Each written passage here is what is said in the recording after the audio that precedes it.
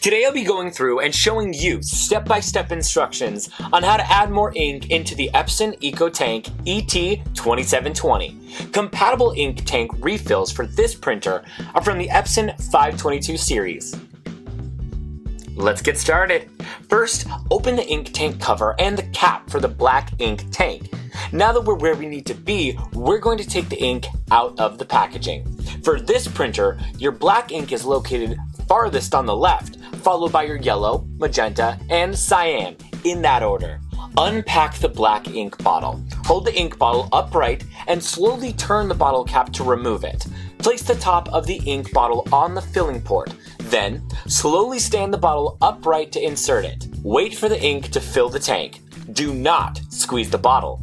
When the ink tank is full, remove the ink bottle and securely close it with the bottle cap and close the ink tank cover. Simple as pie. Now you've refilled one ink tank. Now you'll need to refill the other colors the same way you just refilled that last one. If turned on, the printer should automatically start recognizing the refilled ink tank and begin the printing process. All done. Now you're ready to print.